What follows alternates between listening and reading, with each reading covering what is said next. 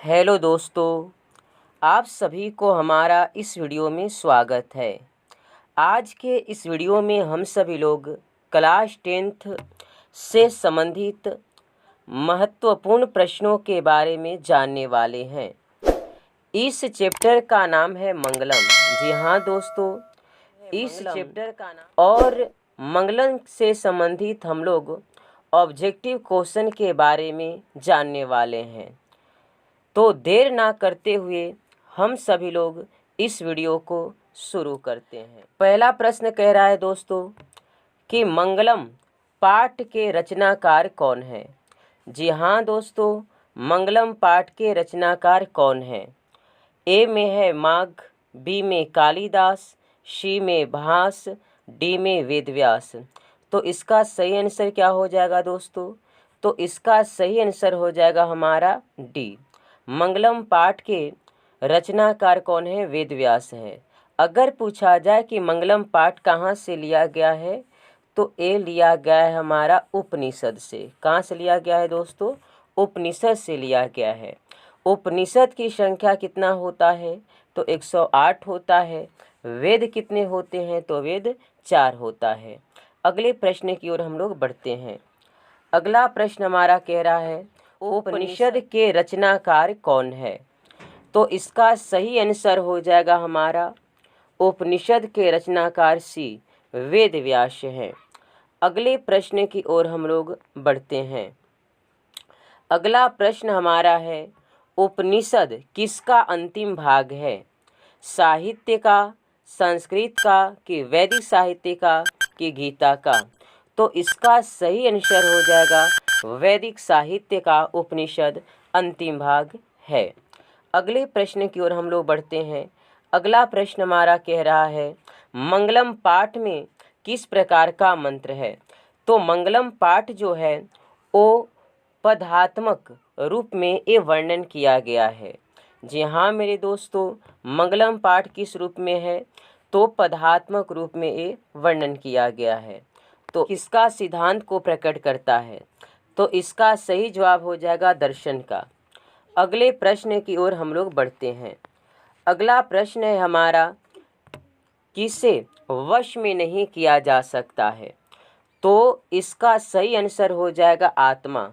आत्मा को वश में नहीं किया जा सकता है, क्योंकि हम लोग पढ़े थे तो वेद व्यास का कहना है कि अनोर्नियाणम महतो मह्याणम आत्मस्य जंतो निहृतो गुहायाम तम्र कतुह पश्यति वीत शोको धातु प्रसादनम आत्मनः। अर्थात जो आत्मा है वो सूक्ष्म से सूक्ष्म और महान से महान है। तो आत्मा को आप वश में नहीं कर सकते हैं। अगले प्रश्न की ओर बढ़ते हैं। अगला प्रश्न है हमारा मंगलम पाठ कहाँ से संकलित है। तो मंगलम पाठ उपनिषद से लिया गया है। अगला प्रश्न है हमारा महान से भी महान क्या है। तो महान से महान है आत्मा, और सूक्ष्म से सूक्ष्म कौन है दोस्तों? तो आत्मा है। अगले प्रश्न की ओर हम लोग बढ़ते हैं। अगला प्रश्न है हमारा सूक्ष्म से सूक्ष्म कौन है। तो इसका सही जवाब हो जाएगा आत्मा। आत्मा सूक्ष्म से सूक्ष्म है। अगले प्रश्न की ओर हम लोग बढ़ते हैं। अगला प्रश्न है हमारा विद्वान शोक रहित होकर किसको देखता है। तो विद्वान शोक रहित होकर के परमात्मा को देख सकता है। अगला प्रश्न है हमारा सत्य से किसका रास्ता प्रशस्त होता है। सत्य से किसका रास्ता प्रशस्त होता है। तो इसका सही उत्तर है देवलोक का। देवलोक अर्थात जो व्यक्ति सत्य के रास्ता पर चलता है वही व्यक्ति देवलोक को पा सकता है। अगला प्रश्न है हमारा यह संपूर्ण संसार किसके द्वारा अनुशासित है। तो यह संपूर्ण संसार जो है वो परमात्मा के द्वारा अनुशासित है। तो B is the correct answer. अगला प्रश्न है हमारा वेदाहमेतम पुरुष महांतम विद्यते यानः। एक किस मंत्र से लिया गया है? तो इसका सही जवाब हो जाएगा श्वेताश्वर। श्वेताश्वर उपनिषद से ये मंत्र लिया गया है। अगले प्रश्न की ओर हम लोग बढ़ते हैं। अगला प्रश्न है हमारा अनोर्नियान। अनोर्नियान महतो महियान मंत्र किस उपनिषद में संग्रहित है? तो इसका सही जवाब हो जाएगा हमारा कंठो उपनिषद में। अगले प्रश्न की ओर हम लोग बढ़ते हैं। अगला प्रश्न है हमारा नदियाँ नाम और रूप को छोड़कर किसमें मिलती है? तो नदियाँ नाम और रूप को छोड़कर वो समुद्र में मिल जाती है। अगले प्रश्न की ओर हम लोग बढ़ते हैं। अगला प्रश्न है हमारा किसकी विजय नहीं होती है? तो किसकी विजय नहीं होती है? तो इसका सही जवाब होगा असत्य का। असत्य की विजय नहीं होती है और सत्य की विजय होती है। तो विजय नहीं होती है, तो इसका सही जवाब क्या हो जाएगा हमारा? बी हो जाएगा, अर्थात B is the correct answer. अगले प्रश्न की ओर हम लोग बढ़ते हैं। किनकी महिमा का गायन हुआ है? किनकी महिमा का गायन हुआ है? तो इसका सही जवाब हो जाएगा हमारा परमात्मा का। परमात्मा के बारे में बताया गया है। अगले प्रश्न की ओर हम लोग बढ़ते हैं। अगला प्रश्न है हमारा सबसे बड़ा खजाना क्या है? धन, विद्या, स्वर्ण की सत्य? तो सबसे बड़ा जो खजाना है वो क्या है दोस्तों? तो पाठ के अनुसार बताना है। तो सबसे बड़ा खजाना है सत्य। अगला प्रश्न है हमारा कि ईश्वर क्या है? धन है, सत्य है कि समुद्र है कि असत्य है? तो ईश्वर सत्य है, बी इसका सही जवाब हो जाएगा। अगले प्रश्न की ओर हम लोग बढ़ते हैं। अगला प्रश्न है हमारा ईशावास्य उपनिषद में किसके विषय में कहा गया है?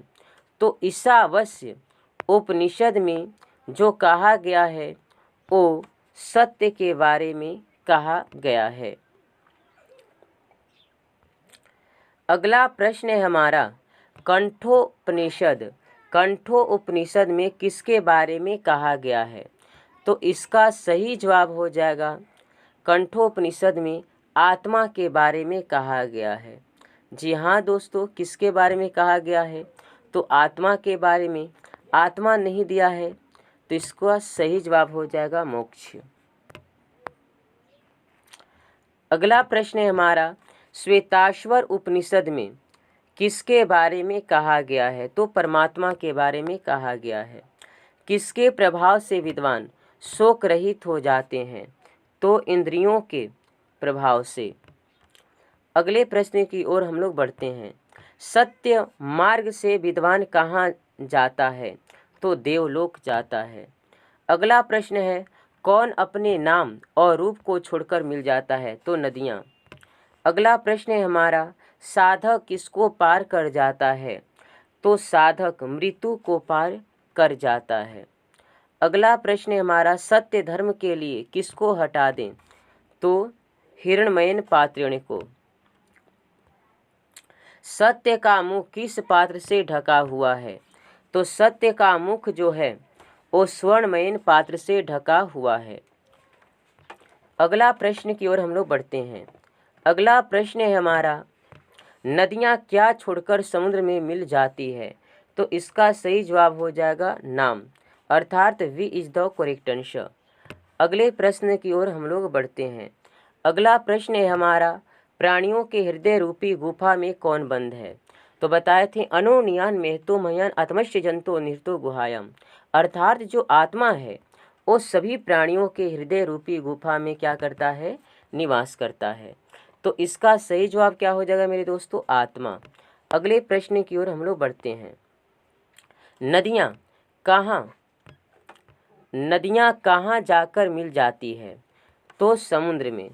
अगले प्रश्न की ओर हम लोग बढ़ते हैं। अगला प्रश्न है हमारा किसकी जय होती है? किसकी जय होती है? तो इसका सही जवाब हो जाएगा सत्य की। और किसकी जय नहीं होती है? तो इसका सही जवाब हो जाएगा असत्य की। तो किसकी जय होती है? तो सत्य की। तो यहाँ पर सही आंसर हो जाएगा हमारा D. D is the correct answer. अगले प्रश्न की ओर हम लोग बढ़ते हैं। अगला प्रश्न है हमारा, किसका मुख सोने के पात्र से बंद है? आप लोग पढ़े होंगे कि हिरण्मयेण पात्रेण सतस्य मुख, हिरण्मयेण पात्रेण सतस्य पिहितं मुखम। अर्थात सत्य का जो मुख है वो हिरण्मयेन पात्रेण से ढका हुआ है। तो किसका मुंह सोने के पात्र से ढका हुआ है? तो इसका सही जवाब हो जाएगा ए, अर्थात ए इज द करेक्ट आंसर। अगले प्रश्न की ओर हम लोग बढ़ते हैं। अगला प्रश्न है मेरे दोस्तों, ब्राह्मण का मुख किससे ढका हुआ है? ब्राह्मण का मुख किससे ढका हुआ है? तो सोने से ढका हुआ है, सोने के पात्र से। अगला प्रश्न है हमारा, विद्वान अपना नाम छोड़कर किसमें मिल जाता है? तो विद्वान भी एक दिन अपना नाम और पद को छोड़कर वो भी परमात्मा के श्रेणी में मिल जाता है। अगले प्रश्न की ओर हम लोग बढ़ते हैं। ऋषि लोग देवलोक की प्राप्ति के लिए किस मार्ग को अपनाते हैं? तो इसका सही जवाब होगा सत्य मार्ग। सत्य के मार्ग से ही ऋषिगण देवलोक को प्राप्त कर सकते हैं। अगले प्रश्न की ओर हम लोग बढ़ते हैं दोस्तों। अगला प्रश्न है हमारा, हिरण्मयेन पात्रेण सत्य धर्माय दृष्टये, ये किस उपनिषद का मंत्र है? तो इसमें ट्रिक आप लोग बताए थे हिरण्मयेन, तो हिरण्मयेन कह रहा है, तो ही बोल रहे हैं, तो इसमें क्या छुपा हुआ है? ई छुपा हुआ है। तो यहाँ पर देखिए ई कौन है? तो ई है शिव में है, तो इसका सही जवाब हो जाएगा ईशावास्य उपनिषद। अगले प्रश्न की ओर हम लोग बढ़ते हैं। अगला प्रश्न है हमारा, उपनिषद के अंतिम भाग किसका सिद्धांत को प्रकट करता है? तो इसका सही जवाब होगा दर्शन शास्त्र को। अगले प्रश्न की ओर हम लोग बढ़ते हैं। अगला प्रश्न है हमारा, आदित्य का पर्यायवाची क्या होगा? आदित्य का पर्यायवाची क्या होगा? तो इसका सही जवाब होगा सूर्य। आदित्य किसको कहा गया है? तो सूर्य को कहा गया है। तो आज के लिए इतना ही। यदि आप सभी को हमारा वीडियो अच्छा लगा होगा तो लाइक करें, चैनल को सब्सक्राइब करें और कमेंट में अवश्य बताएं। तो इसी प्रकार के महत्वपूर्ण प्रश्नों की जानकारी प्राप्त करने के लिए मेरे चैनल को सब्सक्राइब करें। धन्यवाद दोस्तों, वाचिंग दिस वीडियो।